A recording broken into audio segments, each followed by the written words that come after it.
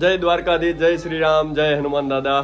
તો આપણે જે પગપાળા યાત્રા છે એ અત્યારે ગીરગઢડા મુકામે પહોંચી હતી અને આપણે દાના બાપાના ઠાકર જે છે અહીંયા ગીરગઢડામાં ત્યાં રાત્રિ રોકાણ કર્યું હતું.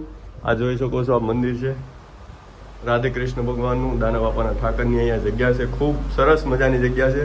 રાહુલભાઈ દર્શન કરી રહ્યા છે, સાથે દીપકભાઈ છે એ પણ દર્શન કરી રહ્યા છે. બસ હવે અહીંયાથી પદયાત્રાની શરૂઆત કરવાની તૈયારી અત્યારે થઈ રહી છે. તો બન્યા રહેજો વ્લોગની અંદર, તમને તમામ અપડેટ મળતી રહેશે. જય મુરલીધર મિત્રો, જય દ્વારકાધીશ, જય મા મોગલ. હું છું લાલો આહિર. મિત્રો આજે અમારે પગપાળા હાલીને આછંગ જવાની જે બાધા હતી, એટલે આજે અમે રાતે દાના આપવાની જગ્યા ગીરગઢડામાં દાના આપવાની જગ્યા છે મિત્રો, ત્યાં અમે આજે વિરામ લીધો તો રાતના રોકાણ. અહીંયા બહુ મજા આવી, જગ્યા બહુ સારી છે. બીજા અમારા બાપુ સાથે છે, દાના આપવાની જગ્યા એ બધું હેન્ડલ કરે બાપુ, એ બાપુ એ સાથે છે, એ તમને કંઈક કહે. જય સિયારામ, જય ઠાકર, જય ગોપાલ. આજે લાલભાઈ આહિર જે આંબલાસથી પગપાળા જે આછંગ હનુમાન જાય છે, આજે રાતનું રોકાણ અહીંયા જે દાના આપવાની જગ્યાનો ઠાકર દ્વારા આપણે ગોપાલધામ ગીરગઢડા જે છે ત્યાં એણે આજે આસન વિરામ કર્યું હતું અને એને બહુ મજા આવી અને થોડીક મને પ્રેરણા મળી કે આજે મારે ઝૂંપડી એને પગલાં પાડીને મારી ઝૂંપડી પાવન કરી. પછી મારે બીજું કાંઈ નથી કહેવાનું. જય દાના આપવાના ઠાકર, જય દ્વારકાધીશ. જય દ્વારકાધીશ, જય દાના આપવાની જય.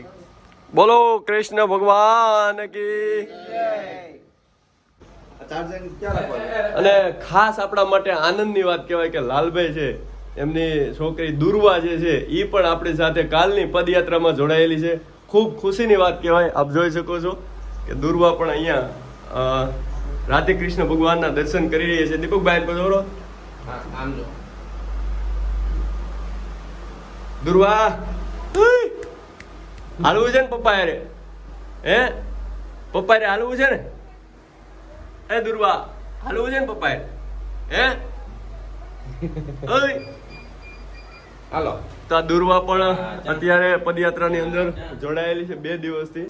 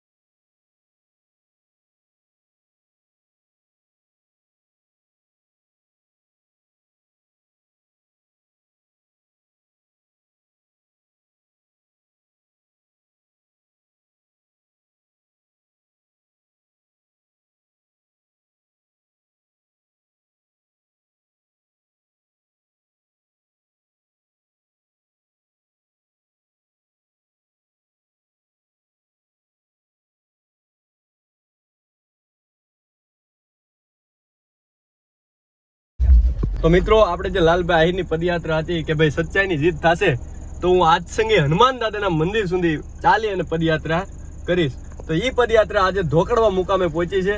લાલભાઈ ને બધા મિત્રો ચાલીને જાય છે. આપ જોઈ શકો છો, બધા મિત્રોનો ખૂબ સાથ સહકાર મળે છે.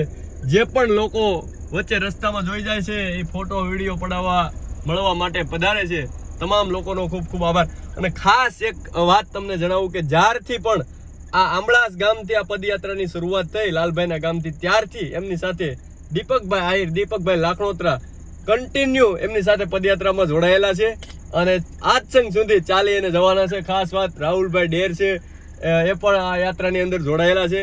તમામ ઘણા બધા મિત્રો રસ્તા ઉપર તો એટલા બધા મિત્રો મળવા આવે છે, જે પણ લાલભાઈને જોઈ જાય તમામ મિત્રો મળવા માટે આવે છે. આપ જોઈ શકો છો, આજે પદયાત્રા ધોકડવા મુકામે પહોંચવાની છે.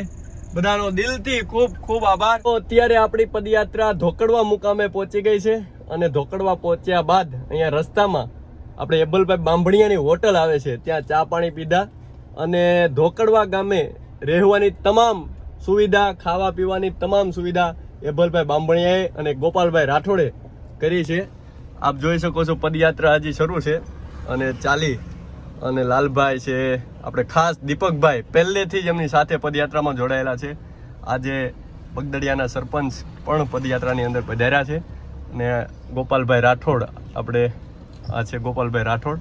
અહીંની તમામ સુવિધા રહેવું ખાવું પીવું ગોપાલભાઈ રાઠોડ અને એબલભાઈ બાંભણિયાએ કરેલી છે. તો બસ આજ સુધીનો વ્લોગ એટલો જ. આવતીકાલે મળીએ ફ્રી નવા વ્લોગમાં. તમામ મિત્રો જોડાયેલા રહેજો અને સાથ સપોર્ટ સહકાર જેવો આપો છો એવો આપતા રહેજો.